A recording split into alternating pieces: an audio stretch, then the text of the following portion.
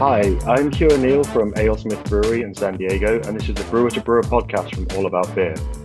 My guest is Andrew Hamilton of Wicklow Wolf Brewery in Ireland, and he is here for a conversation that goes beyond the brewhouse and into topics that matter to brewing professionals and curious beer drinkers. First, please visit allaboutbeer.com and follow on social media at All About Beer. And to support journalism in the beer space, check out allaboutbeer.com/support. We'll get into the conversation in just a moment, but first, this message. Is your fermentation data still a mystery? Upgrade to Senos.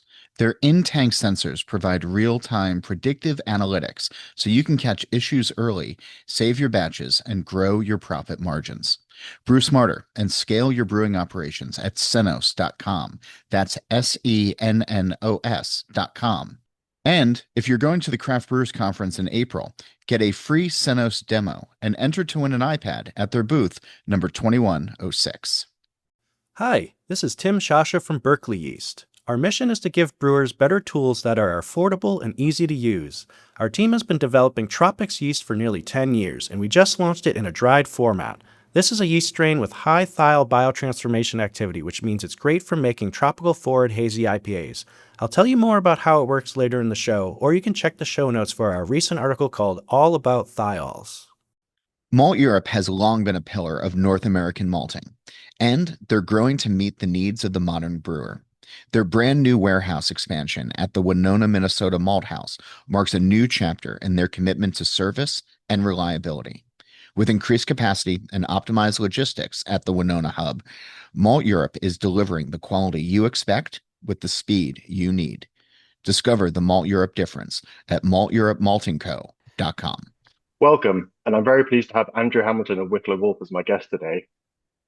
A little bit about Andrew. His love for craft beer started in university studying chemical engineering at Queen's University in Belfast. When teaching reaction kinetics for enzyme reactions, some of the lecturers would use the context of starch conversion for brewing because they knew talking about beer was probably the best way to keep students' attention. From there, it spiraled into starting home brewing because at that time it was pretty difficult to find craft beer in Belfast. Working as a chemical and process engineer after graduating in a multinational company making polymers was interesting, but not really that fulfilling. His next move was to the dairy industry back in Belfast, but sitting in the Duke of York at Belfast at 1 o'clock in the morning after many pints, Andrew was talking about beer as usual, and his mate Ewan interrupted, said, "I've never heard you once talk about milk, but you never shut the fuck up about beer." And that night, he left the job and decided to go into brewing professionally. A few weeks later, Andrew was driving to the great grey north of Aberdeen with all his stuff in his car to be a brewer at Brewdog in 2016. After almost 5 years in the brewing team at Brewdog, Andrew then decided to move back to Ireland and follow the world famous John Allen to work at Wicklow Wolf, where he's been there for over 5 years now, recently stepping into the brewery manager role. Andrew, welcome to the podcast. Hi, Hugh. Thanks for having me. It's nice to see you again. Yeah, you too. It's been a while. Yeah. Um, a little fun story about myself and Andrew. The last time we saw each other, we ended up out on a night out in Glasgow with half of the band of Flogging Molly and the Bronx after a Cypress Hill gig. Um, Yeah. so yeah, good to see you again. Before we get into the real questions, I thought, a little icebreaker question to ease us into the conversation today. So Andrew, what do you think is the best Irish stout and why is it Beamish? Well, of the big three, yeah, I definitely go with Beamish. It was whenever I first moved back, it was still kind of hard to see. It was mainly still just a Cork stout, and then now it seems to have spread everywhere because it's kind of caught on. And now it's a huge thing in the UK as well. I don't think a lot of people have caught on that it's a Heineken product, but it seems Yeah, to be like I think it's they've marketed it very cleverly, where like people don't really realize that it's a macro stout, which is genius on them. But yeah, of the big three, that's my choice. yeah, it was starting to arrive in a few pubs in London before I left. It seems to be it's taken off for them for sure. Fair play. I wish I could get that Uh, level of like authentic marketing just kind of catches the spark. absolutely. Um, So the majority of craft brewers have kind of come into this industry from so many different angles, studying or working in completely different industries. What was it that made you move from international polymer production, supplying markets such as healthcare, which is, pretty important, to then change up and then move into the tumultuous yet exciting world of craft beer? I mean, like the company that I was working for, it was like part of Coke Industries. It was huge. There was like hundreds of thousands of employees all over the world. They had sites everywhere. So you kind of definitely felt like you were kind of you were separated from the rest of the company. You did feel very much like a very small cog in a massive machine. And so even at that, that didn't really sit that well with me. I like kind of feeling like I'm part of something, feel like I'm actually making really good contributions to something. And then day to day, my job was actually very straightforward and very fulfilling, very not fulfilling in that I figured out how to automate my job very easily and very quickly. Because it was such an old company, they hadn't really adapted. And so I just automated it with an Excel VBA script, and then that led to a lot of extra free time, which then meant that there wasn't a lot to actually do to fill that free time because it's kind of like I just took it as a learning opportunity, and any free time I had, I just absorbed as much information as I could because a big company like that at least has lots of structures in place, lots of systems in place that can apply that I did bring into use later on down the line, but. It just felt like, yeah, very small cog in a big machine, and there just wasn't. I didn't really care too much about what I was doing, and it was very hard to actually get excited about the products. Um, so then at the time, I just thought like, oh, I'll move into the dairy industry because all my friends were still living in Belfast, and that maybe that is a bit smaller. It's agricultural industry, it's an Irish company, and you are making a product that is direct to consumers. But before I even really got there, I accepted the job, and as my friend Ewan sort of caught me off guard in the pub whenever we were talking about, oh, I'm going to be moving back to Belfast. It's going to be business as usual. And he's like, yeah, but you never shut the fuck up about beer and you don't talk about milk ever. And so that night I decided that's it, screw milk, and moved to Aberdeen. And that was basically it. It was a detachment from the customer and detachment from a sense of community and detachment from feeling like I'm not really part of something. Whereas like craft beer is more than just a product. It's community. It's like you can really get brought into it and you can kind of it's a passion, which can be a positive and a negative, but like yeah, something that you're really passionate about, something that you find fulfilling, something that brings a sense of community that you can really lean into is the things that really drawed me towards it and things that I felt at the time I really would look for in a job and a career. Um, and that was kind of lacking in the other places that I went. Yeah, yeah, absolutely understand that. So yeah, I guess kind of going from the polymer production into dairy was almost a stepping stone towards more of a yeah, more of a Funny different enough, industry, kind of slightly towards beverage. funny enough, at the time, I didn't realize how similar it actually was. It wasn't until even like years down the line or like after I'd been in brewing for a while and I went back and I'd still a lot of my mates like most of them still to this day are still in that in the dairy industry in the north of Ireland, and that's like the whole northern 16 counties, that's their dairy production counties, and they are using similar equipment. Like the tanks are very much the same, apart from they're not using cylindrical tanks because they don't really care about the actual reaction kinetics of it or any of the settling velocities. But they are using centrifuges. They're using centrifuges to a much more finer like degree than we are. They're separating three phases. They're separating like the fats from the solids from the liquids, whereas we're just like separating solids from liquids. We're using the same equipment, but they're actually, like they even a step further using tray dryers, similar equipment that you'd be using in dry yeast manufacturing, like everything, like from even the equipment in the malting side of it, even there's a huge overlap. Like things are overlapping in these industries much more than you'd think, and that's why you'd even see smaller breweries having brew houses made out of repurposed dairy equipment. Like Yeah, it's, for sure. I just really I remember, I didn't know it at the time, and it wasn't until afterwards that I was like, maybe if even if I didn't make the jump straight away, and I worked in the dairy industry for a few years before deciding to move across, it would have only been a benefit anyway. yeah, I remember reading Ken Grossman's book about Sierra Nevada, and like all their equipment was just old dairy equipment because they could buy it for cheap from closed down dairy farms and dairy plants, and just reconfigure that into a brewery basically. And Yeah, I like guess still is breweries in Ireland that have old dairy equipment tanks, and they operate pretty much as well as any Dave Porter system that you would find about. yeah, yeah, for sure. And then the kind of hygiene levels for dairy are a lot stricter than craft beer, is my understanding as well. Yeah, it's a food product, so it is treated as much more strict. Like if you walked into any of the food manufacturing sites, in Ireland for like any dairy product. They tend to be kind of like separate facilities. Like a place that would make cheese would not be the same kind of site that would have the big tray dryers for making like, powdered milk, which would not be the same place that's using for making could be any UHT milk. But you'll see all the people in the factory will have beard nets, hair nets. They'll be wearing like gowns. They'll have slippers on their feet and stuff like that. A lot of that is just standard GMP for food manufacturing.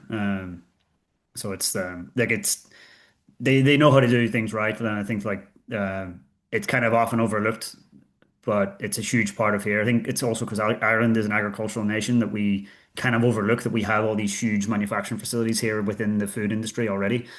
Um, and they're there that you can use them as good examples. The standards are in place, so it leans very well for breweries as they're scaling up. That there's a lot of resources at hand.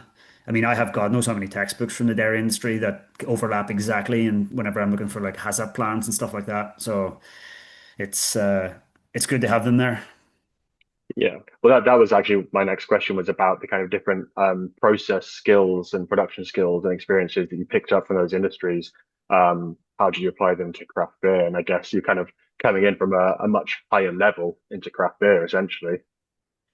Yeah, like some of the more useful ones would have been well, like my job whenever I was in the polymer industry was a chemical and process engineer, but technically speaking, I was it's the TSO, technical services, the operations. So if anything went wrong product quality wise, that would be me where I would have to then like look back as to say what actually happened to cause this defect because everything there was like Six Sigma level of like it was a you had to really do very structured feedback to clients as well as for anything for new product development and stuff like that. So I was day in day out using like root cause analysis, FMEAs, 8D analysis, all these like actual lean manufacturing techniques and proper problem solving techniques.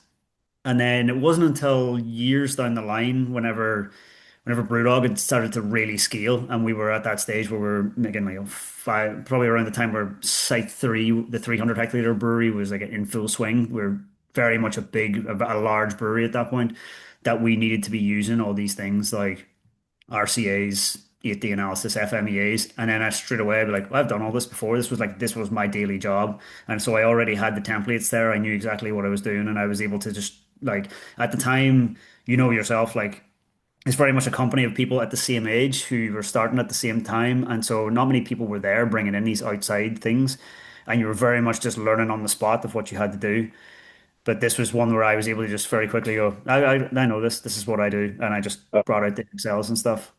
yeah, absolutely. If you had come from like a smaller brewing background, you wouldn't have had these systems in place because you can kind of get away without them. So then for you, it's like a duck to water, but for other people, it's like a learning curve.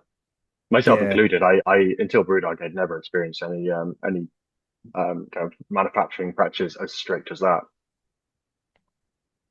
I think that was the benefit of the time that we were there it was such a rapidly growing brewery that as these systems were getting brought in, you could learn from the people around you and you kind of learn them from, it's not like you're going into a bigger company where it's someone would say, no, that's not your job, that's this guy's job. It was very much kind of like you don't know how to do this. Well, learn it because that was just the way it was. It was just a small company growing so fast. And so as it got to that next level and that next stage where you had to bring in these newer systems, you just had to be the guy that learned it and do it, which was Yeah, great. yeah, and quickly. Yeah, and quickly, yeah. What was it? John used to always say, working there was like painting the plane while you're flying it. Like, yeah, yeah, it was Uh, interesting. yeah. Before I ask my next question, the person that Andrew just referenced there, John Allen, was his predecessor as the brewery manager at Wicklow Wolf and former brewery manager at Brewdog.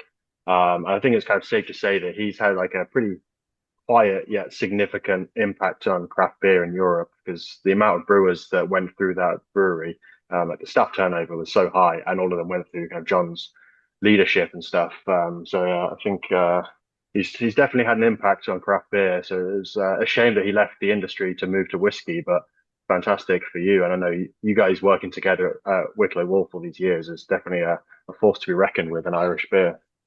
Yeah, I never really thought about it uh, until he left. But it was we've been working together for a decade, and I never really expected it to be that long.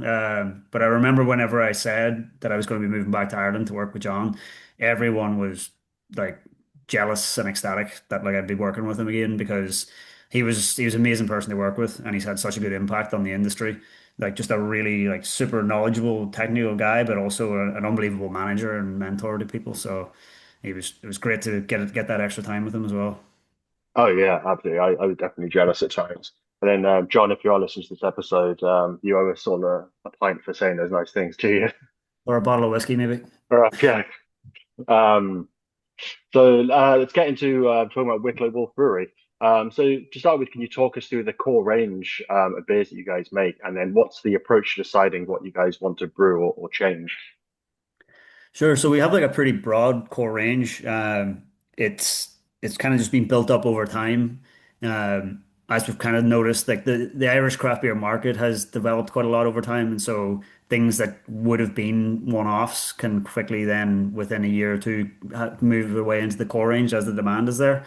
So at the minute, our core range, we kind of split it down into we have about four beers that we will call like the alpha pack. Like they are our lead beers are, and then everything else is core, but it has a bit of seasonality to it. But so for us, Elevation Pale Ale is our number one selling beer. It's the majority of what we do. Like, and if you split the core range out, and it's just a classic American Pale Ale. And that tends to lean very well into the Irish market because Irish people love drinking pints. Like it needs to Yeah, be as much as I'd love to be able to sell, proper West Coast IPAs by the pint in bars. Most places, because of the cost of serving that in a pint, and also just because of the alcohol content, they tend to lean away from it. So it's a bit harder in Ireland to find anything on draft in a regular pub that is above 6%. So that's why we tend to lean into that sort of around the 5% mark for a lot of the core range, but not all of it.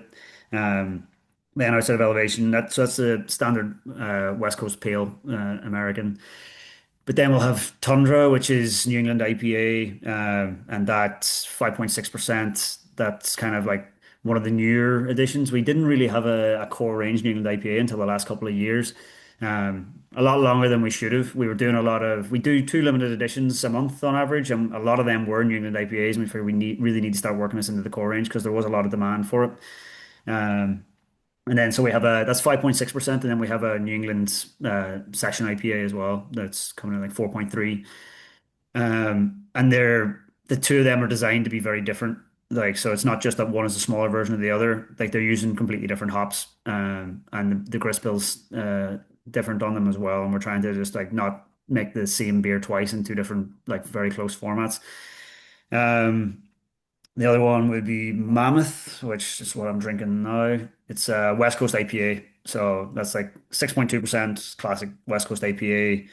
Leans very heavy on classic hops. Like it was originally one of the recipes that John had first kind of leaned into whenever he moved back, because he also really likes the West Coast IPA. So, Simcoe's the lead hop on that, but over the years we've slowly kind of evolved it, incorporating new hops that have come along that we feel really work well in it. So like Strata's in there now. That'll be one of the newer additions. Centennial we worked in again recently, more so because I in recent years fell in love with Centennial again, and so I really wanted to work it into there because I slowly tried it in the odd batch and it worked well. That's a good thing with a brewery of our size is that we can split off and do like a smaller batch, say, and like just still be blending it into the larger batch at the end so that you can test is this going to work or not, before you're committing to a massive batch of something. And yeah, like then and a gluten-free lager that'd make up that sort of like that real kind of center of the core range, gluten-free lager. And then outside of that, we'll be regularly year-round doing a Helles nitro dry Irish stout, a fruited sour, and an Irish red, and that's kind of it then, and a 0.5% as well. Um, yeah. I think having the stout and the red definitely kind of help keep an Irish. touch to it because obviously you are an Irish craft brewery with kind of like a lot of American styles, which is just the nature of the business of craft beer that IPAs kind of dominate. Do you see the stouts or red ales kind of growing at all, or do you think that being a, an Irish craft brewer and having those like really good IPAs that you guys make is kind of fulfilling a niche that isn't covered by other breweries in Ireland? Yeah, see, the thing is, like, originally, it was an ongoing joke within the Irish craft beer industry of we call it the Holy Trinity. Like every brewery that opened in Ireland, they would always open with three beers. It was a stout, a red ale, and a lager. A stout, a red ale, and a pale ale. But that was the Holy Trinity, and that's the three beers that they did. But over time, I guess the market kind of dictated that they were wanting IPAs and pale ales from craft breweries because that's what they couldn't get from the macro breweries. But then on top of that, it's also what was being demanded in the pubs as well. So like if you were to go to a pub in say like Dublin or anywhere in Ireland and you're looking at the tap list, there will already be, Ireland's number one selling stout there. Like Guinness is going to be in every bar, and the publican is very hard to convince to dictate to give another tap because they'll have a whole bank of lagers from Heineken, like various different Heineken products that are all going to be the variations on the same lager. And then from Diageo, they're going to have the same offering of Smithwick's, a red ale, maybe Kilkenny red ale, and Guinness, and then maybe one or two lagers from Diageo. And so like the one thing that's missing from their portfolios is these IPAs and these lagers. So it's a combination of like it's what the customer base was wanting because there already was the market already had the red ales and the stouts. And then also the publicans were a bit very like wary of going in that direction. It's starting to change a lot now, very in recent years, but like that's kind of what dictated with the way that the market was going anyway. It was a combination of the gap in the market and also what the customers are wanting. And then now it's kind of coming back around and you'll find other people's stouts and red ales. But for us, the like our pale ale, we outsell the red ale many times over. And it's a Yeah, good yeah. red ale, but like it's just the way that it's just the way that it's been. Like that's kind of the palate here has kind of shifted quite a bit for that. Yeah, well, the last time I was over in Ireland, I was out in Galway, and they actually had Elevation on tap. I remember sending you a picture, but that was the most poured beer I could see. Like we were sat just opposite the bar, and everyone was having Elevation over pints of Guinness, which was like pretty impressive to see. Ah, nice. That's good to hear. Um, yeah, and then I saw that you guys did a collaboration with Glendalough Distillery. So I was wondering now with your kind of strong connection to Tullamore Dew distillery through John, would there be any potential for working on a collaboration with them, or would you guys kind of prefer to stick with smaller distilleries? The reason why we went with Glendalough originally is because it is like 50 feet from the brewery. Like if I go outside and if I throw a stone, I'd be risking breaking the window in Glendalough. Like it's right there. And then so like Tullamore's in County Offaly. It's a couple of hours away, and we're kind of fortunate in Wicklow that we do have some very good distilleries nearby. So it was more kind of that of like wanting to stick with smaller producers for one, and closer to home really. So we have done collaborations with Court Distillery and Glendalough. So they're the two ones really. Court Distillery is also like 10 minutes drive. And so the benefit of having these distilleries so close is like, especially with the Glendalough distillery, there's a lot of fun for that. And is I'll ring them and say like, okay, we're gonna be ready to barrel this barley wine in on Tuesday morning, say. And they go, fine. Tuesday morning, they'll empty those casks, and within half an hour, they're in our brewery and we're filling them. Like these casks are incredibly fresh. And so Yeah, it, that's it incredible. works in our favor, like that we can get casks that are like amazing whiskey, but also incredibly fresh. Because if I was to not have these resources at hand and I was to go through a barrel broker, then you're buying barrels that could be sitting outside in a yard in France for months and months, and then they'll come to you, and you might even need to rehydrate them and like fill in any gaps and steam them, and God knows what's been through them. Whereas we are getting incredibly fresh barrels. And so it works really well for us. And it's the local connection. Like Glendalough do some incredible stuff that like I'm really looking forward to working with them on. Like, you should really look into like their Wicklow Oak series. So they've got trees which have naturally fell around the basically around the brewery because we're in the foot of the Wicklow Mountains, and they've had these sent over to be converted into barrels. They've been coopered into barrels and sent back, and then they've filled them full of whiskey. And so these are barrels that then have been aged in oak that is within miles of the brewery. And it's very, there's not a lot of people that are doing stuff on that super small scale. Every barrel has the coordinates like stamped on the top of it of where the tree was, and everything is super Yeah, close. I think like, that's one of the benefits of being in an agricultural nation like this, and like being able to try and use stuff as close to home as possible. Like use Irish oak to age Irish whiskey.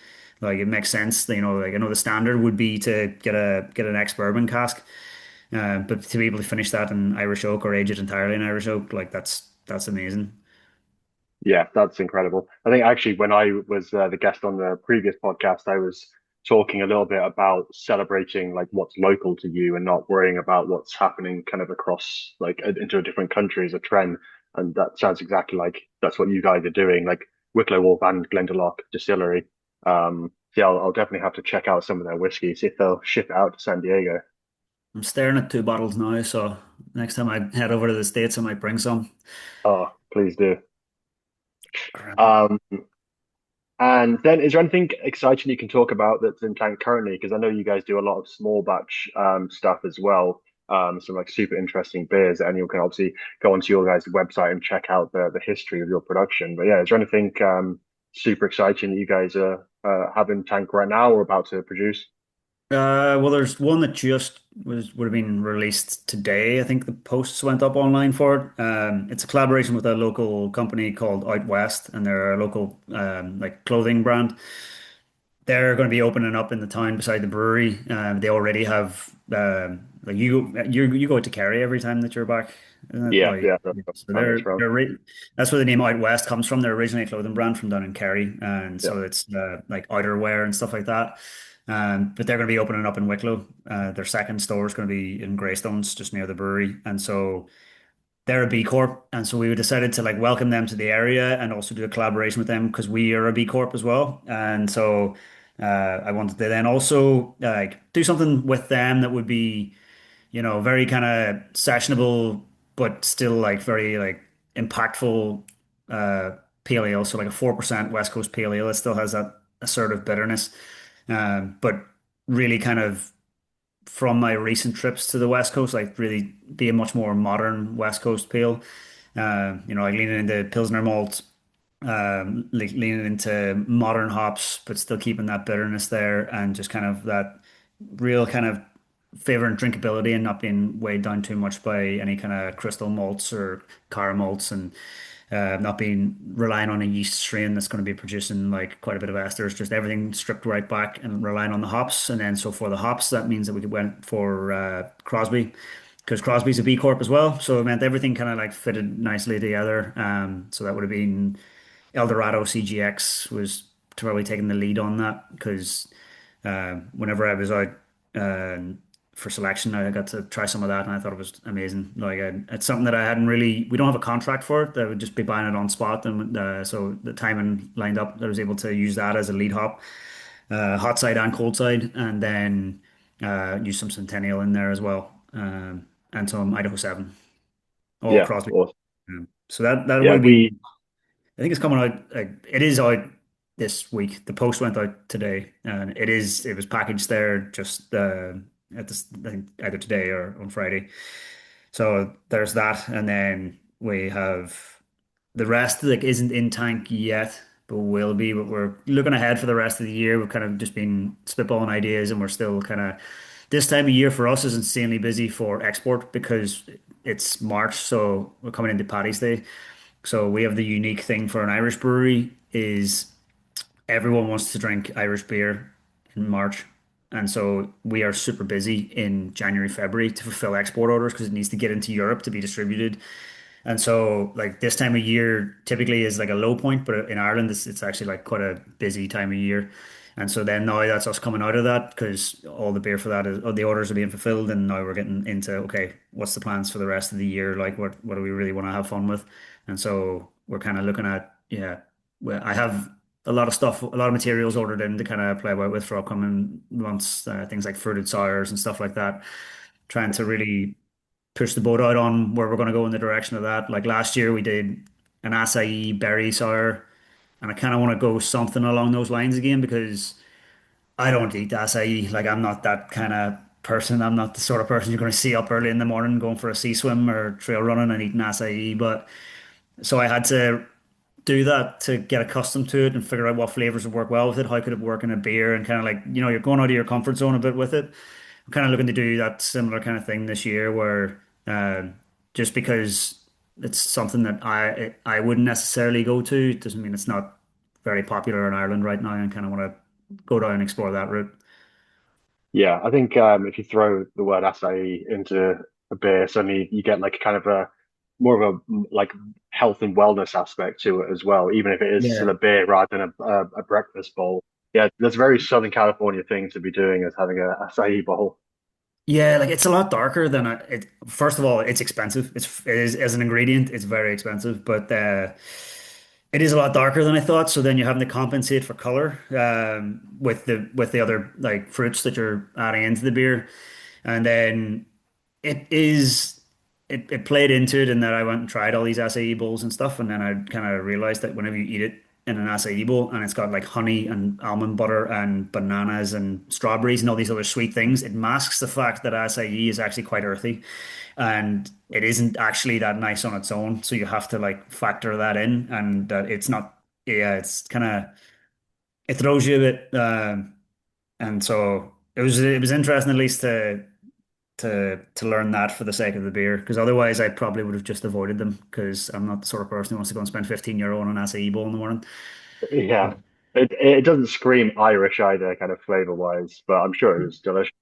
I think Irish culture at the minute is like really into these kind of things that make us feel European, Yeah, gotcha. even though it's not Europe, even though it's a Brazilian thing, but it like kind of like people lean into these things which are like, yeah, very much it's like there's like fad culture. Like matcha lattes are massive here. You just walk around Dublin and everyone's drinking matcha now for some reason, even though it's been around for a long time and we're all aware that it just tastes kind of grassy, but people are just drinking it flat out.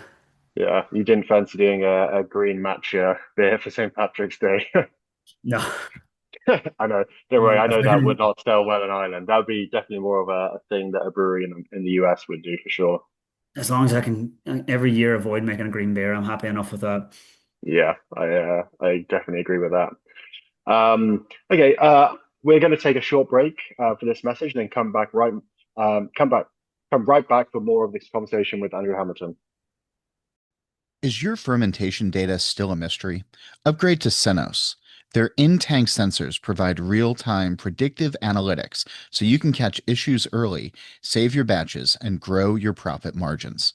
Brew smarter and scale your brewing operations at senos.com. That's Senos.com. And if you're going to the Craft Brewers Conference in April, get a free Senos demo and enter to win an iPad at their booth number 2106. Tim here again from Berkeley Yeast. Our Tropics yeast is based on a London ale strain, but we added a new gene to its genome that codes for a unique thiol-releasing enzyme. The enzyme converts the precursors in barley to free thiols that smell and taste like passionfruit and grapefruit. It's super clean. No off flavors like burnt rubber or other sulfurous notes, just tropical aromatics. You don't have to do anything unusual either, like mash hopping. Just pitch dry Tropics and supercharge your hazy IPA. Malteurop has long been a pillar of North American malting, and they're growing to meet the needs of the modern brewer. Their brand new warehouse expansion at the Winona, Minnesota Malt House marks a new chapter in their commitment to service and reliability. With increased capacity and optimized logistics at the Winona hub, Malteurop is delivering the quality you expect with the speed you need. Discover the Malteurop difference at malteuropmaltingco.com. Andrew, welcome back to the podcast. Um, we just kind of touched a little bit on your brewery being a B Corp. So that is one thing I wanted to kind of get into and discuss and find out a little bit more about. I did see that the brewery installed solar panels across the entire roof of the brewery, and I come from an Irish family. I'm pretty familiar with the fact that Ireland isn't the most sunny country in the world. So I'm kind of wondering how the return has been on that so far. I mean, yeah, you're definitely right. It's rained every single day this year so far in Ireland. Like it's part of the news at this point where we're just kind of waiting to see if we'll ever get a day that it hasn't rained. And it's yeah, no end in sight so far. But it's actually been great for return on investment. Like we do get quite a lot of sun throughout the summer. Particularly last year it was really good. But then even if it's overcast skies, you're getting a return on it. And so for us, the building's 17,000 square feet, and we have the entire roof covered. Like, well, not the entire, there is windows on the roof, like to let light in, but any other square inch of that's covered in solar panels. And so for us, like we can cover all of our electricity needs from the solar panels, and then we end up actually selling electricity back to the grid as well, because like at the weekends, the brewery isn't operating at the weekends; it's just a tap room. And so that's not a very high energy demand. And so we're actually just putting energy back onto the grid then at the weekends. Probably Fridays as well, actually, because we wouldn't really be brewing much on Fridays either. So it's like for us, it's been great. And that sort of that longer term security as well on electricity, given the global market on commodities and on energy at the minute is not the most stable. It's nice to kind of have that there. Yeah, that's incredible. Yeah. Not just, for the return and it's great. People want to buy beer from breweries that are doing things to benefit the environment, especially like local and national or like global. Is there any other sustainability initiatives that the business has either kind of completed on as projects or has in the works, or is something that you guys are kind of refocusing on? Yeah, like there's been quite a bit in terms of like so our brew house is a Braucon 35 hectoliter brew house, and so within that there is energy recovery systems in the brew house. So we have vapor condensers that'll recover all the thermal energy, put that back into hot water into the HLT, and same for the heat exchangers along the way as well. They'll recover all the thermal energy and put it back in. So we get about like 42 maybe hectoliters of hot water returned from every 35 hectoliter brew. So we're never really having to put the energy in to heat up our HLT. It's always just going to be hot water returned from heat in the process. And so like that's great for us. And then with the system then means that we can even with our automated CIP system, we can put a lot of effort into making sure that our rinse waters and our push out steps and everything is on point. So we're not putting unnecessary beer or unnecessary cleaning solutions or anything down the drain, because these are the kind of things that will end up like increasing the BOD of your effluent. And so like that's something that Hmm. we're always keeping on top of. We do have a water treatment system at the back as well. And so that's kind of like for us, in terms of like water usage, I think for craft beer, it's something like 10 to 1 is the water usage standard. Yeah, Like it's horrifying. we're 4 to 1, so we're like right there benchmarked alongside macro breweries. Like so Wow. we're Yeah, that's incredible. and that comes from the fact that we've invested quite heavily in the equipment along the way. And so it allows you to dial in on all these steps and all these processes and make sure that you're not putting unnecessary down the drain. So like for us, all solid matter. So any yeast or hops or any like tank bottoms, anything like that gets collected into ABCs and sent away to anaerobic digestion. And then all the grain, solid grain goes to the farm. And then anything that goes down the any effluent that goes down the drain would be mainly just water, like rinse steps, final pushes, stuff like that. So we're using like very little water down the drain. That's like one of the sides of it was that like the for B Corp you kind of have to have a whole sustainability dashboard where there's certain metrics and KPIs that you're working towards and showing that you are working towards them over time. One of the things that I'd really like to look into is CO2 recovery as well. I don't think that's out of our reach at all. I think that's something we could easily get in this year. And so like that's definitely another one. And then there's other like various smaller things that haven't really made their way as public focusing just yet. Like we've carbon footprinted the entire brewery and the process and all of the products. So for every product, like I've built it into it's been built into the recipe calculator. So let's say any recipe that I design that's new or any of our core range beers like Mammoth that I'm drinking now, whenever I look at the recipe sheet, there is a little box beside it that breaks down all the carbon associated with this beer, like how many kilos of CO2 are associated with it, and all the different steps in the process, like how much is that associated with the malt, how much is that from the hops, how much is from transport, and all this here. And so, like, these are kind of things that we'd like to be able to build into a dashboard that's more customer focusing, but it's kind of like it's behind the scenes for now. And then, yeah, there's just like lots of various things like along the way of, you're kind of having the every utility usage, everything like that. As part of B Corp, you need to have KPIs on that and show that you're working towards improving them. You can't just kind of say, we're a small company, we can't do this now, or we can't afford to do this now. But you at least have to show that you're working towards improvement on all of these, even if it's out of your scope right now. Have plans for the future, show what you're working towards it. At least that's the production side of it. I think like to become a B Corp, there is a lot of B Corps in Europe, in Ireland as well. But we're the first brewery to become a B Corp in Ireland, and that's very much because we make a product.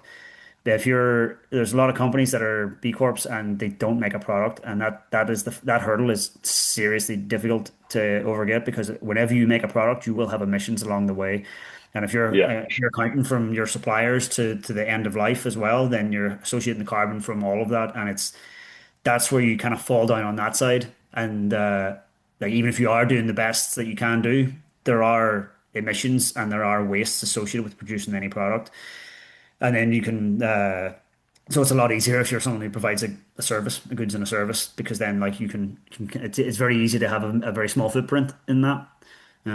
So for us, it's mainly just kind of, we already were doing the things and now we're having to really kind of commit and like say, okay, this is the future plan and this is what we're doing like week in, week out to work towards that future plan on the short term and the long term. And you have to commit to those, you have to produce the results on that and you continue to strive for it. And that's kind of the difference of whenever you sign up to be a B Corp is like you're working towards that and sustainability side. And then we do like it involves like working towards community and being good for your being good for all the employees as well. But I guess from the sustainability side, from the production side, that's that kind of thing of then you need to nail down on every single kind of metric, every utility, like all your consumables. Even for us in terms of like we know exactly how much plastic was reduced whenever we installed the malt silo and we moved away from only bagged malt and stuff like that. Like we have a weight on the amount of plastic saved on that. And you have to it's about recording the details and being able to put a number to it. Like and that's yeah, there's for a lot of sure. work And in there's a lot of work in that. But yeah, I think like uh there was a lot of good people working behind it. So like that would have been like stuff like John was working quite a bit on that as well. yeah, yeah. Because yeah, having the visibility, like even down to the recipe level, sounds like you have a pretty strong culture of sustainability in the brewery. Like, do you think that's something that's kind of held by everyone on the team as like a core principle that like sustainability is a core focus of our business? Yeah, yeah, very much. Like it's kind of built into the story of the brewery, and it's built into the brand itself, and it's drilled into the core culture of the company as well. Like we could probably make beer like faster or cheaper using other methods, but that's not what we want to do. So we're kind of like, especially like it's a very Wicklow thing of like Wicklow is seen as Ireland's garden. Like it's very much a it's not just agricultural farmland like quite a lot of other places in Ireland. Like it is very rugged, it is very like as it was. And so we want to make sure that we're doing the best that we can for the environment and for the local area around us and try and like be leave it better than before kind of. Yeah, for sure. Because I know you guys are also planting trees all over the local area as well. So you kind of effectively rewild habitats. I think it said on the site that there's around 5,000 trees already planted, which again is a fantastic long-term project. Have you been out there planting trees yourself? No, no, I haven't. That all goes to Simon. It's probably more than 5,000 now. I don't know when the last time that website was updated, but one of the founders, so the two founders are Quincy Fanley and Simon Lynch, and so Quincy's our managing director. He comes from a sales and business background, so he's very much involved in the day-to-day operations of the business. But Simon comes from a horticultural background, so we have a hop farm that he manages, and he is involved in the business, but like in terms of like very much in those sustainability sides and the sustainability aspect of the brewery, he's making a huge push in that. And so on the hop farm, that's where he was planting the native wild trees. That's kind of been a big push in Ireland in general over the past couple of years, is this rewilding, because Ireland's like if you look at where it is in position in the world and the kind of climate that it has, it's a temporal rainforest. Like they used to be covered in trees, and they're trying to get back to that. Like we have a lot of coniferous trees here, a lot of pine forests, and that would have been planted a long time ago for shipbuilding, but like that's not native trees, and so we're trying to get back to what would be like native wildflowers, native trees, and that's kind of a push all over the country. And so we've been doing that by at least on our hop farm, which is I think 10 or 11 acres.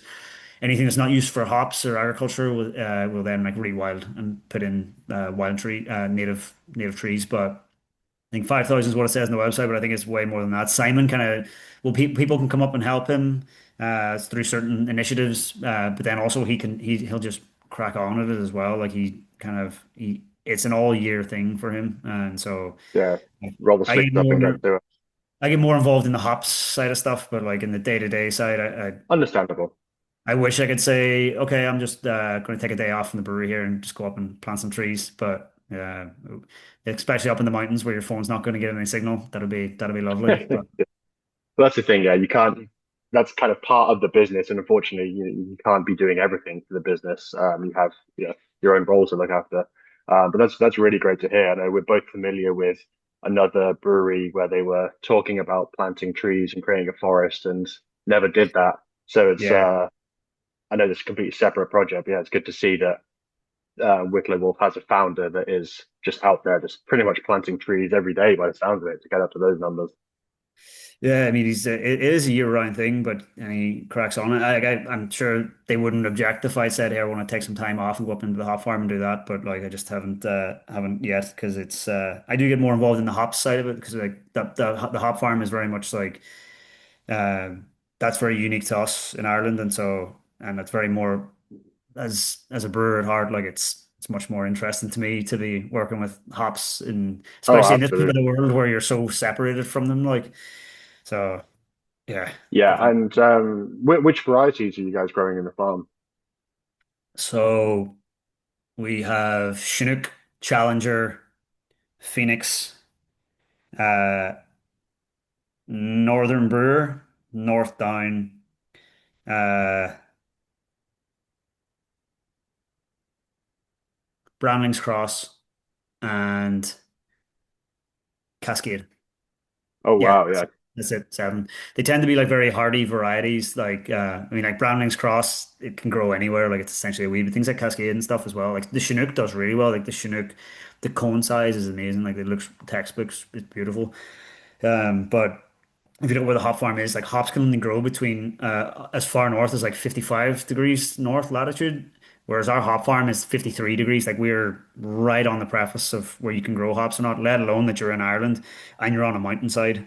And there's certain things where like I'm not as well versed in it. Where Simon's incredibly interesting to talk to about it because like the hop farm's been going for I think it's maybe 12 years at this point because it started before the brewery actually started. But he's able to tell you, oh, like, well, we harvest our hops actually at the very end of September, start of October.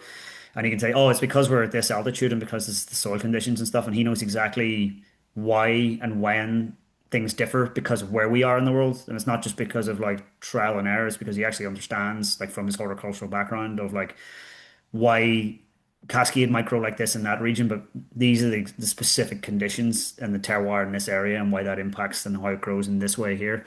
And so he's very interesting to talk to on that. And then you're because he's working on such a small scale as well. Like I mean, it seems big when you're up there, and it seems like a lot of work whenever you're by hand harvesting, a couple of acres, like 4 acres of hops. But um, yeah, it's like on that scale, whenever you then get the chance to go out for like selection into like Oregon or Washington or Australia, and you see like the size of the fields there, you realize like it's a huge industry. And so it's for him to get to work on it and care for it on that smaller scale, it's pretty great. Yeah, and then, what's the kind of yield you get from the farm? Like, just as like a rough ballpark figure, like how many batches of beer do you think you could be making with your own Wicklow Wolf hops? We make one batch. We make one wet hop beer. So we'll Yeah. harvest that day, and we'll harvest that day. We'll get invite people into the tap room. Uh, so the hop farm isn't actually at the brewery, but it's close by. So Simon will pull the bines down, and he'll just batch by batch drive them to the brewery, and we'll invite people into the tap room. You'll get free beer and pizza if you help pick the hops, and So then we'll brew it. And so like we'll be inside the brewery, kind of delay off mashing in a bit, uh, just so people have more time to actually harvest the hops. And so we'll go through the process and then we'll cast through like from the whirlpool back into the lighter tun. We'll use the lighter tun essentially as a big hop back. So we'll have all the hops loaded in and we'll have because of the lighter tun, like the perforated bottom, it means that all the hops will sit in there. We can use the rakes to help like mix things up quite a bit. And then we can just run the wort off again through the bottom and into the kettle and then whirlpool and cast into the tank. So we're kind of like using the lighter as a hop back. And it varies year on year, but it's always in a similar kind of mark. So I think this year was like 78 kilos. We could do two brews. Like that worked out for us in terms of like the hopping rate on that was was insane for a like I'd rather have we that's why part of the reason why we changed the style of it this year. So in previous years we had done things like a dry Irish stout. This year it was an ESB, and the ESB was very much because like we know we're getting a much better yield, and we want to be able to sow something that showcases the hops a bit better, and kind of lean into the fact that we're going to get a lot more bitterness as well from this huge hop charge on it. This year's was interesting as well because like you don't get any specialty malts from Ireland. Like you just get pale malt and distiller's malt.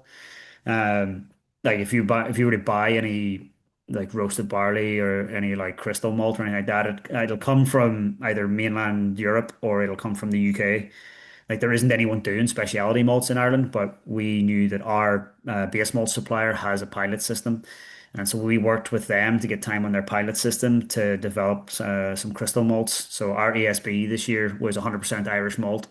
And so that's quite unique as well. It's been a long time since there's been a beer that's 100% Irish malt that wasn't like just a smash beer, let alone that you're using all your own hops as well. So like very much like for this, it was 100% Irish. Also because the our yeast supplier is beside the brewery, so like everything was actually super local to the brewery in terms of all the ingredients in that ESB, which so it was a lot of fun to be a part of that and kind of like design a recipe where you're kind of like creating your own spec for the malts as well and just being like let's try and work towards like this level of like not a crystal, like not quite a light crystal, something a bit more of a step between that. So like, you can go to them and say exactly what you want. Like I want a caramel malt that actually leans towards the darker side of this, but I want a crystal malt that's more of like a light crystal and kind of like come up with your own specification. And then on the day, like just go down and the guys work away at it. Yeah, And that's yeah, incredible to be able to basically custom make your own malt for a like a one-off special beer. It's especially with the batch size of like the hop yield of doing it once a year really makes it a big event for the brewery.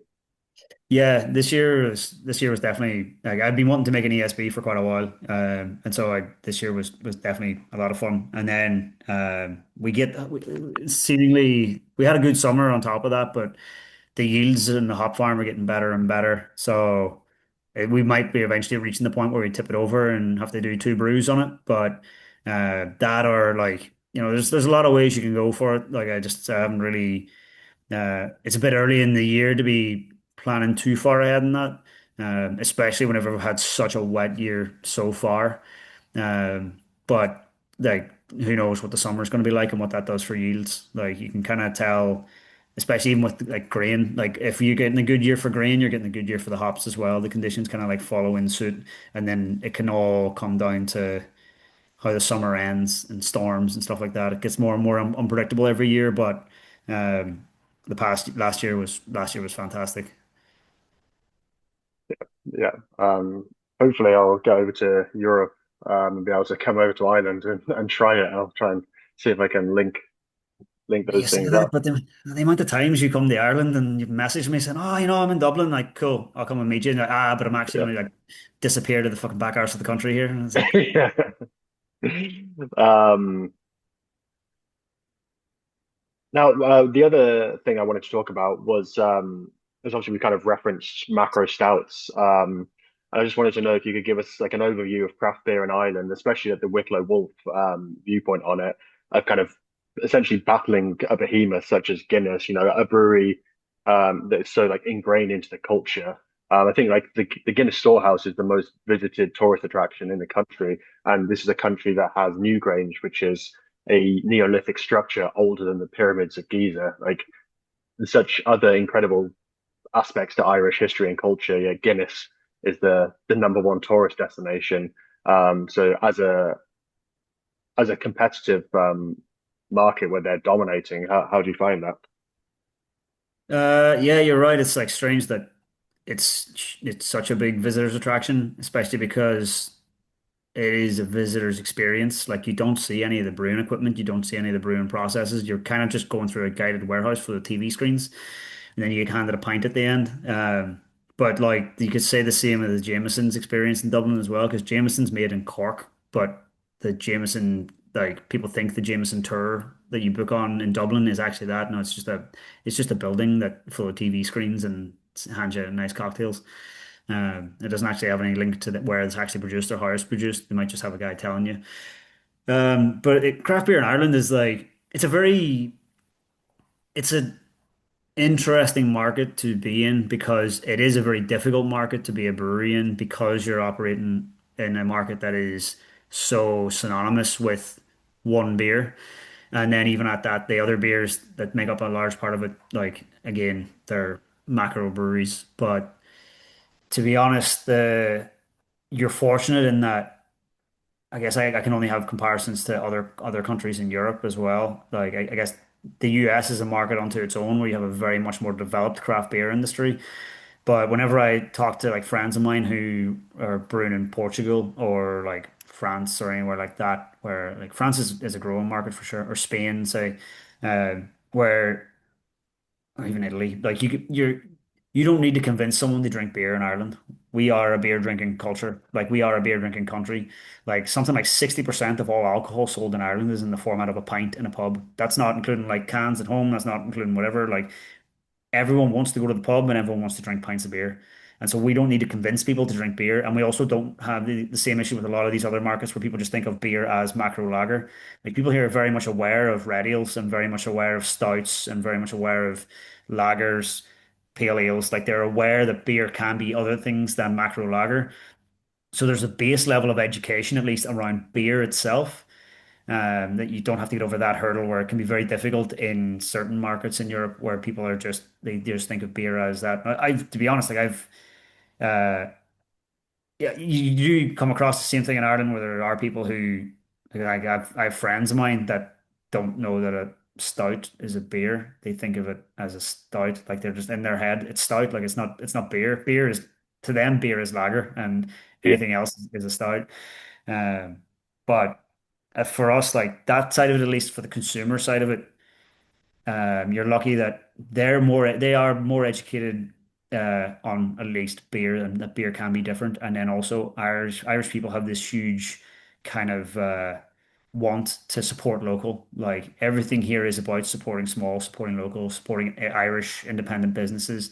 And so we see a lot of support, not just in our local area, but around Ireland from the fact that we are an Irish owned independent business. And so that kind of like rallies around like even like for myself and my buying habits, like I'm constantly going to I buy all my meat from my local butchers and I have like a very good relationship with him. Like I'll meet him about in like I might bump into him in Dublin in some food market or whatever, and the two of us would have a chat and like I go to him all the time, a couple times a week. I go to the bakery for my bread, like this kind of like supporting local places. Like I could go to the shop, I could go to Tesco's and buy cheap chicken, but I'm not gonna.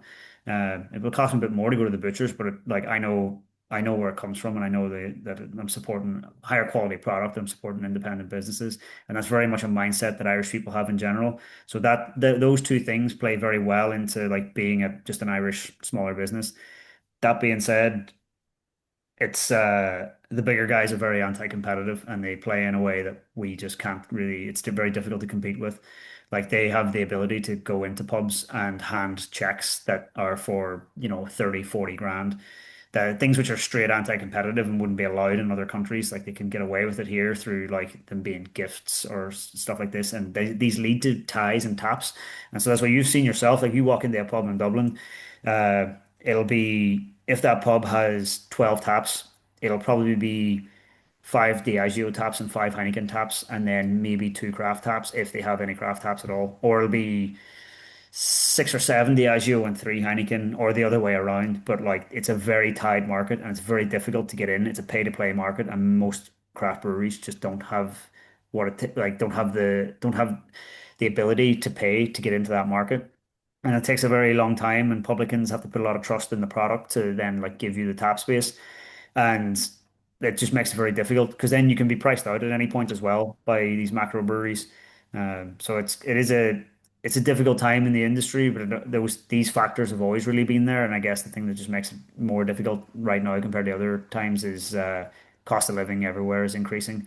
And with the cost of living means that like cost of ingredients and cost of operating a brewery and everything that goes up, but also like customer spending goes down because their spending power is decreased by the cost of living as well. So that's those challenges I guess are faced everywhere in the world right now. The things that make Hmm. it uniquely Irish is just the fact that you're also operating in a very difficult space, like where you can be where your competitors are significantly bigger and they can use anti-competitive tactics, and so it just makes it quite difficult. And so, but that's yeah. Uh, you'd see the same in the UK, but it's not as bad as it is in Ireland. And I guess you would see firsthand that. And so that's kind of where we're at. But the cost of living crisis right now is closing about 8 pubs a week in Ireland. Like we are losing Yeah, pubs in Ireland extremely fast, and it's quite sad to see. That needs government action. And I think like with the government action stepping in on that, then that can lead to a bit more reform that would help businesses like us. Like even for our tap room the licensing laws here are very restrictive on us. Like people will come in from America and think, oh, you're a tap room. And then like realistically with the definition, like we were the first tap room in Ireland. Like we've only been open for the tap room, I think it's maybe 3.5 years. And very much like from an American mindset, you'd need to think of as more as a visitor's experience than like a fully licensed bar. Everything that we sell needs to be manufactured on site and we'd need to be closed up by 7 p.m. because we're not a bar. If we were a bar, yeah, we could open much later. Like we would, that doesn't mean that we would open later, but it means we'd have the ability to open later. But that's just the licensing laws, and that's the way we're characterized. We are not counted as a bar, and to be a bar, we would need to buy a license. Licenses are commodities in Ireland, like they cost like near 100 grand. So, and there only is a fixed amount of them. So I'd need to wait for a pub to close somewhere in the country, buy the license off the owner, have it transferred to our premises, go through a lot of legal hurdles to get it like tied to the premise and then like I'd be able to open later. And that's really there's a lot of legislative things that could be changed. Like reducing VAT would help pubs and reforming so that producers have a better ability to sell directly to customers, things like that. Um, like yeah. That licensing issue is definitely, I think, would probably come as a surprise to most people that think of Ireland as having this like such a rich kind of and somewhat healthy like drinking and pub culture that such an incredible craft brewery can struggle to be able to sell their own beer on their own premises. It's quite a shocking thing. Yeah, I mean, like the pub culture here is one of the main reasons why I moved back. Like, I really did miss that. I mean, not that like Scotland was nice and the people are nice, but there was definitely something missing from the pub culture that I had noticed over time. Kind of like uh, that every time I went back home or I went to visit my friends in Ireland, I'd go back to Scotland and be like, geez, I just wish there was a pub like this there, or like there was music or anything like that. Whereas, so that was a big factor in me wanting to move back, as well as other things. It was during the pandemic as well, like so. Um, but it's at the same time, it's a very old system and it just hasn't really adapted to modern ways and modern cost of living, modern everything. Like it's a very old system that just needs revamping, and like it's very difficult to do that whenever there's certain incentives in place to keep it the way it is. If you happen to be someone who owns a pub and you own the building outright, so you're not having to pay for the rent on that because it's something that's been in the family for a long time, then it might be in your favor to make sure that it's not amazing for a lot of pubs to open nearby and take your customers, but kind of needs to be what's good for the goose is good for the gander, and like you're trying to keep the whole industry afloat because otherwise, if the customers can't even afford to come out, then you're kind of screwed. Yeah, yeah. And Um, there's a lot that gets lost in the heritage of like closing pubs as well. It'd be the same within the UK as well. Like there's a lot of oh yeah, it definitely is. Yeah, like every time I have people over visiting from America and Dublin, there's certain pubs I take them into, and like the first thing you can say is this pub's older than your country. Like, you know, yeah, it just is. Like these things are institutions that have been there a very long time, and it'd be a shame to let them disappear just because of mismanagement of like from the government. Yeah, by increasing business rates and like kind of almost suppressing breweries on taxation on the ABV, which is kind of the two biggest things that I'm aware of in the UK, causing a lot of pub closures. Yeah. Um, and then kind of moving on, first of all, congratulations on your new role as brewer manager at Wicklow Wolf, having previously been a head brewer. How have you found this transition kind of in this like, yeah, more all-encompassing role?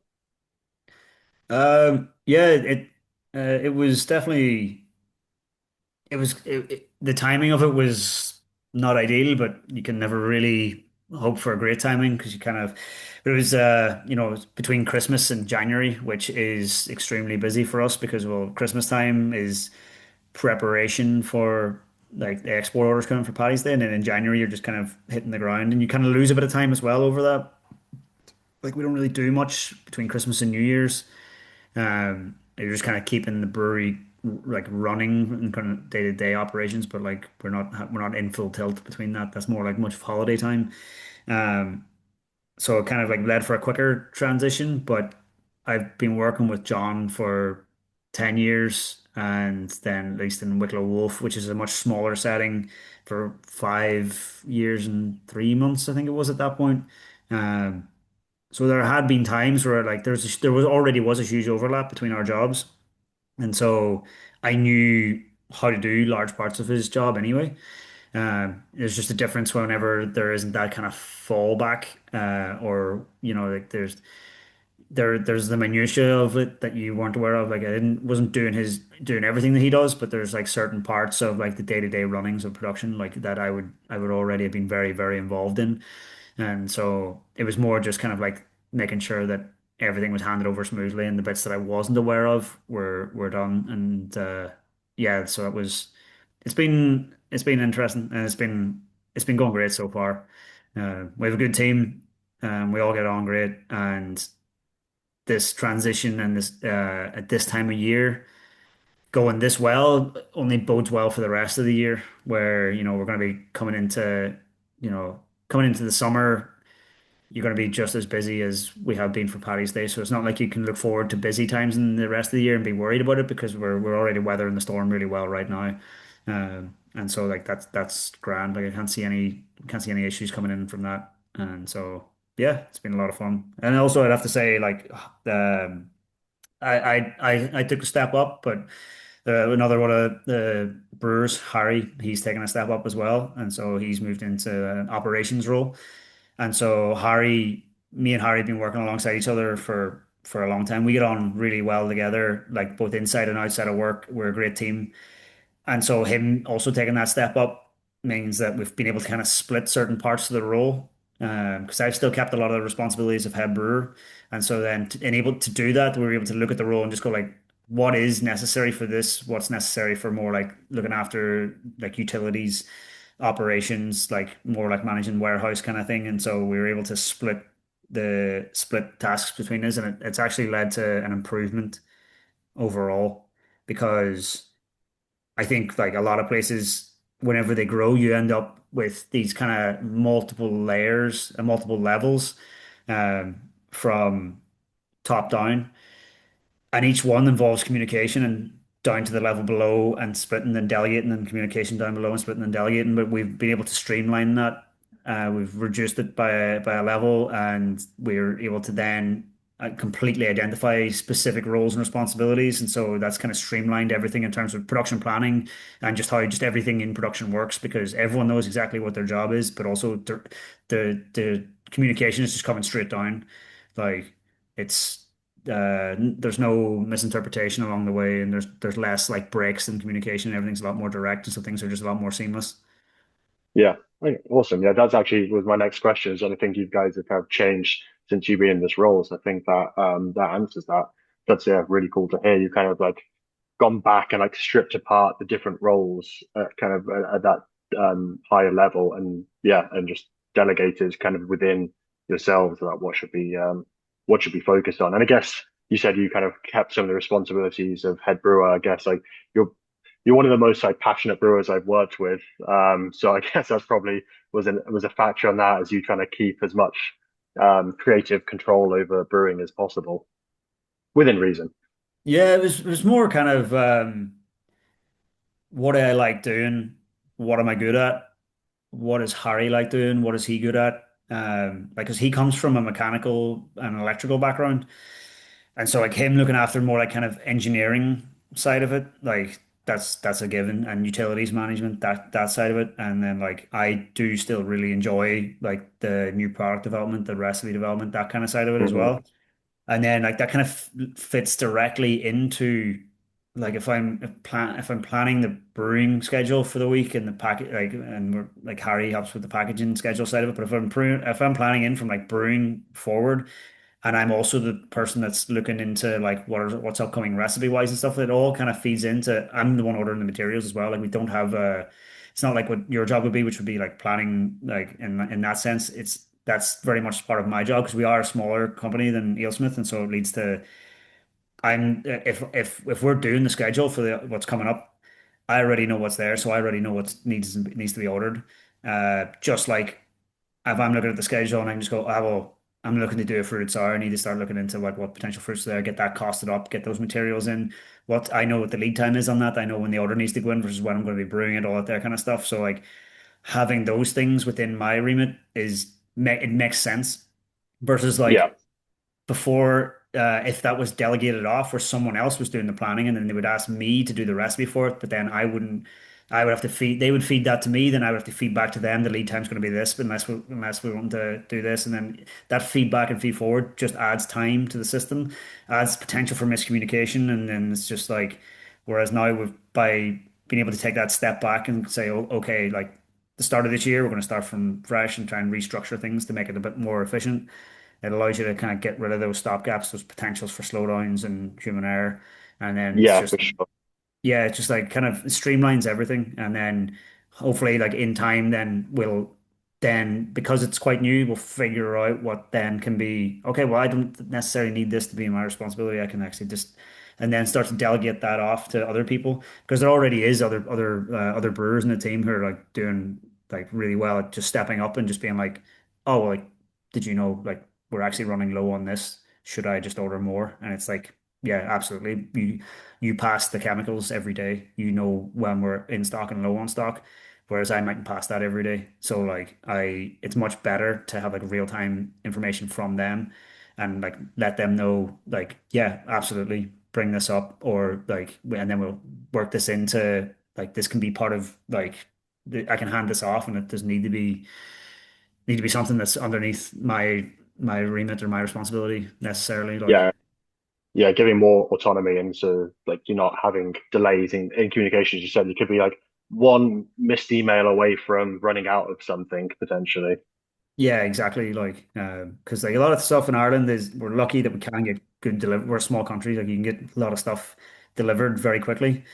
But then some stuff like fruit, like we don't grow a lot of acai here, so there's Yeah, quite a bit of lead time on stuff like that. And so it's about, finding out what's important, what works, and just kind of then working from there. But things are going fine for now, and it just means that looking forward, we can kind of figure out um, where where things fall, what's important, what's working and what's not working. We're kind of approaching this from a very much of a nimble standpoint of like if it's not working, then we'll look to change it. Like things don't need to be people don't need to try and hoard responsibility in a sense of like it's making them feel important. Like it's either it's working or it's not, and we're all doing it in a case of like what works for the company works for everyone.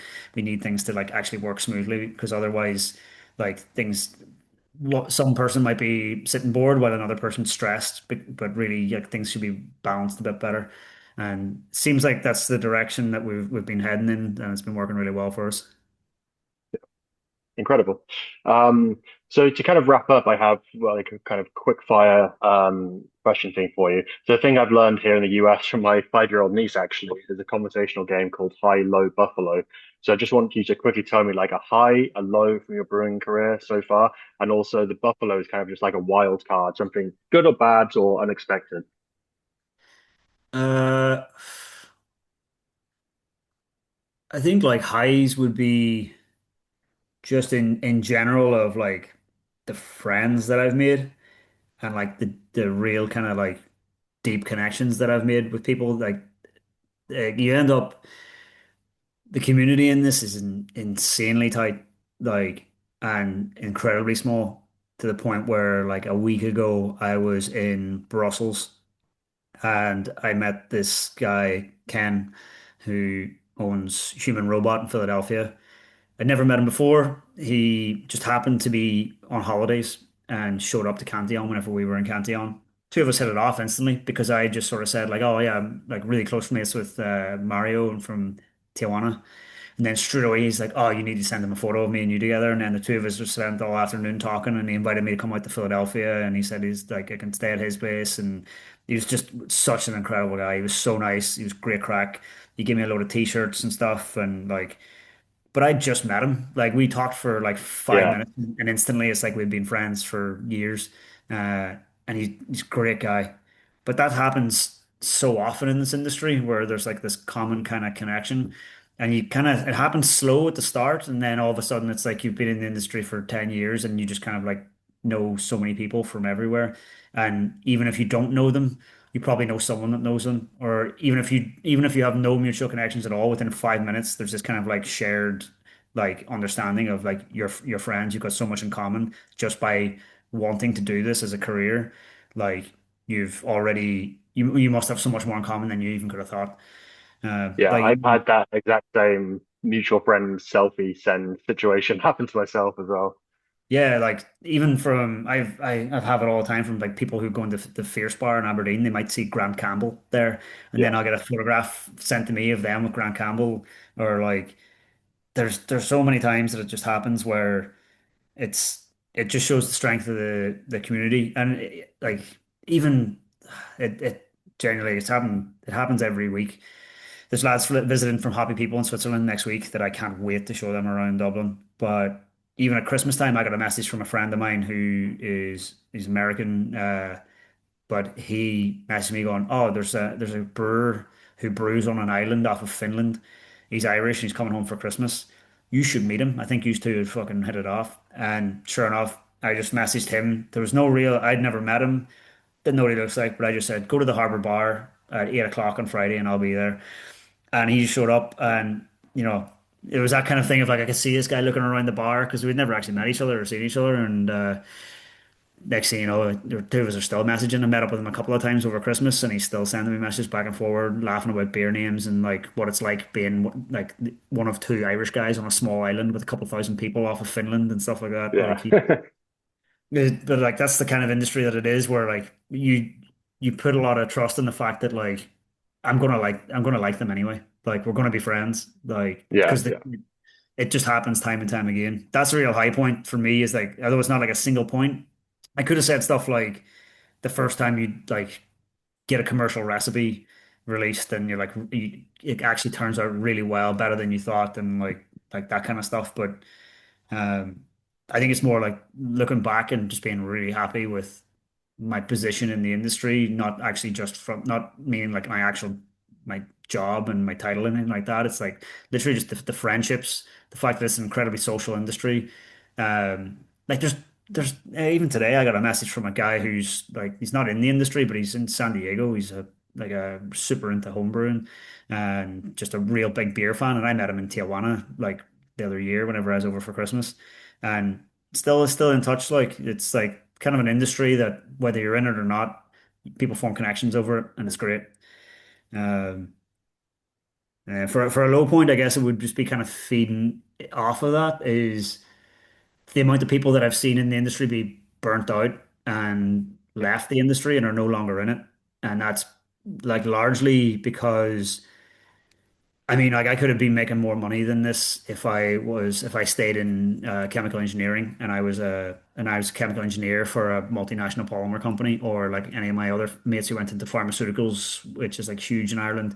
But you don't get into this because like money is what your main motivating goal. People get into craft beer because it's a career of passion and it's something that's you want a purpose in your life. Like, don't get me wrong, I'm doing well for myself, and I've managed to get a good position in this industry, but I'm in this industry because of passion, and that's the main driving factor for me. I need that kind of like satisfaction. I need that kind of like sense of purpose from what I do. But with that comes the potential for burnout because like you are passionate so much about it that you put so much of yourself into the job and into the product. And I'm sure you've seen it so many times as well that like this industry can like sadly burn quite a lot of people out in that and you because you tie so much of yourself to the job that can make it difficult to take that step back. And so there's so many of my friends that I've made along the way that are they've left the industry because yeah, just over the years you care so much about it, you put so much of yourself into it, and then it can be an eroding force over time if you don't learn to find that part of yourself to take a step back. You know, like people say, do what you love for a career. I think I've found the best thing is probably uh, do what you like to make money to spend on what you love. Yeah. It's worked out for me, and I think it's worked out for you. But there's a lot of people that it hasn't Yeah, worked out definitely. for. Hmm. There's a lot of people that it just hasn't worked out for because you care so much about it, and that can be tying yourself to what you do um, and giving your all to that.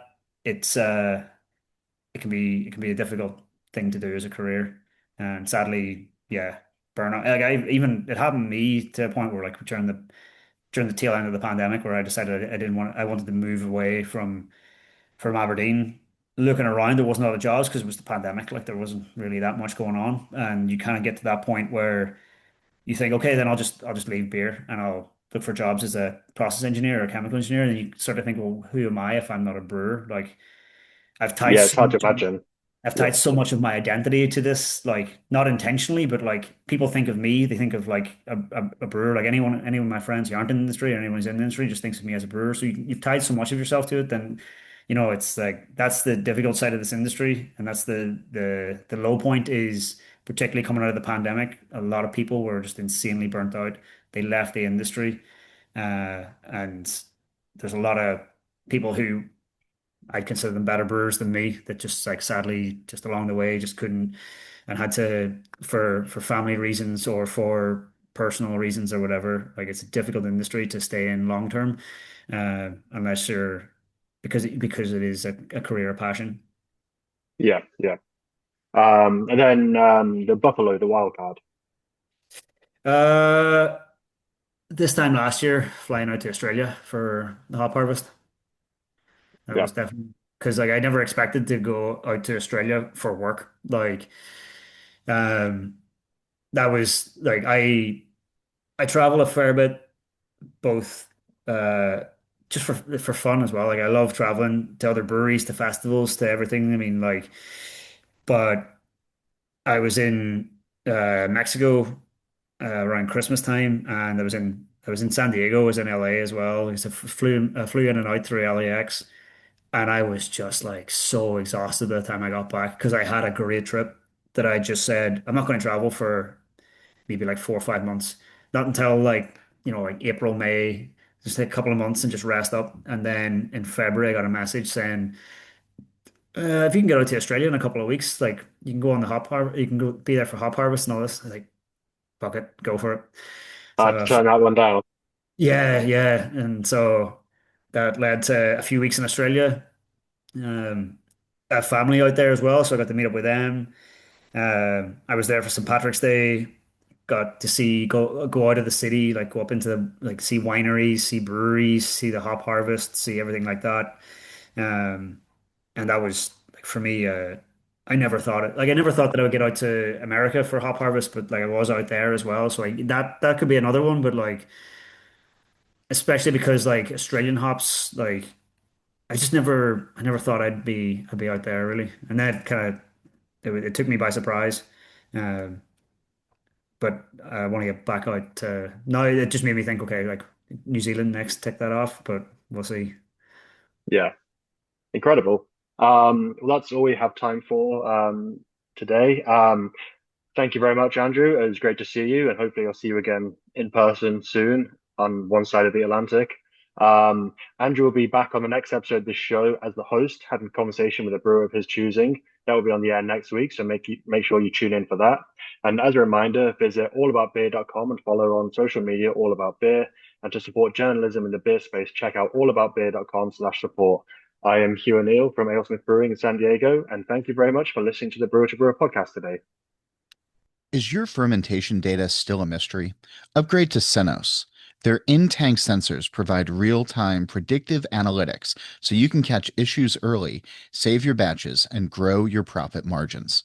Brew smarter and scale your brewing operations at senos.com. That's SENNOS.com. And if you're going to the Craft Brewers Conference in April, get a free Senos demo and enter to win an iPad at their booth number 2106. Tim here again from Berkeley Yeast. My favorite part about Tropics in a dried format is that it makes it easy to use Tropics more like an ingredient than a yeast strain. It's a great tool for turning tropical flavors up or down. Tropics on its own makes big notes of passionfruit and grapefruit, which is great for a lot of recipes, but sometimes you want to dial that thiol character down. Easy. You can just co-pitch at different rates with your house strain. If you want to dial it up, especially if you're using a pretty aggressive hop bill, then just add Tropics Boost. It's pure precursors dissolved in water and ethanol. Go to berkeleyyeast.com to find out how to turn the thiol dial to exactly where you want it. Malteurop has long been a pillar of North American malting, and they're growing to meet the needs of the modern brewer. Their brand new warehouse expansion at the Winona, Minnesota Malt House marks a new chapter in their commitment to service and reliability. With increased capacity and optimized logistics at the Winona hub, Malteurop is delivering the quality you expect with the speed you need. Discover the Malteurop difference at malteuropmaltingco.com.